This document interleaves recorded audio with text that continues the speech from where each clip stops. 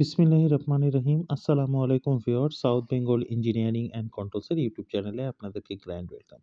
Viewers, আমরা South Bengal engineering and control, South Bengal food machineries ও South Bengal power technology ও Indian agro machineries বাংলাদেশের বাজারে বিভিন্ন ফুড ফ্যাক্টরির অ্যাগ্রো ইন্ডাস্ট্রিয়াল ফ্যাক্টরির মেশিনারি সরবরাহ করে থাকি।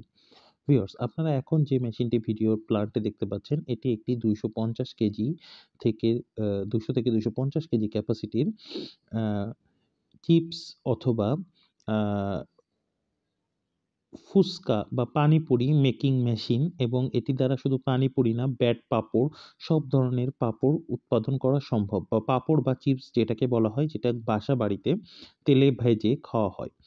এই মেশিনটি 3 লেয়ার ও 2 লেয়ারের হয়ে থাকে। যেমন এই এখন আপনারা যেটা দেখছেন, এটি একটি 3 লেয়ারের মেশিন।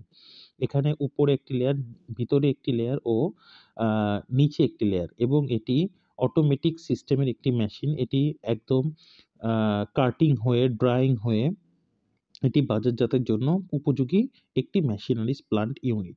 ভিউয়ার্স, এই মেশিনটি আমরা সরাসরি ইন্ডিয়া অথবা চায়না থেকে সরাসরি বাংলাদেশে সরবরাহ করে থাকি। Viewers, South Bengal engineering and controls এছাড়াও সকল ধরনের অ্যাগ্রো ইন্ডাস্ট্রিয়াল ফুড ফ্যাক্টরির মেশিন সরবরাহ করে।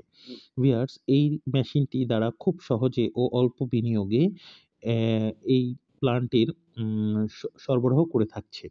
ভিউয়ার্স, এটি একটি 3 লেয়ার সিস্টেমের পাঁপড় মেকিং মেশিন, যেটিকে আমরা ব্যাট পাঁপড় বা ব্যাট চিপস, তারপরে হচ্ছে ট্রাইঅ্যাঙ্গেল চিপস, তারপরে হচ্ছে বিভিন্ন চিপসের, যেগুলো বাসা বাড়িতে তেলে ভেজে খাওয়া হয় বা চিপস বা পাঁপড় বলা হয়, এই মেশিনটি আমরা উৎপাদন করে থাকি। অটোমেটিক সিস্টেমের একটি প্লান্ট ইউনিট। এই মেশিন দ্বারা খুব সহজে অল্প পরিসরে ও অল্প জায়গায় অল্প বিনিয়োগে এই প্ল্যান্টটি আমরা সরাসরি ইন্ডিয়া অথবা চায়না থেকে সরবরাহ করছি। কোনো ব্যক্তি বা প্রতিষ্ঠানের এই মেশিনটি প্রয়োজন হলে আমাদের ভিডিও দেওয়া ডিসক্রিপশন নাম্বারে যোগাযোগ করুন।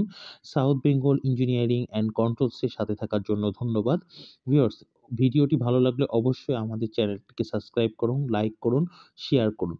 ধন্যবাদ। আসসালামু আলাইকুম ওয়া রাহমাতুল্লাহ।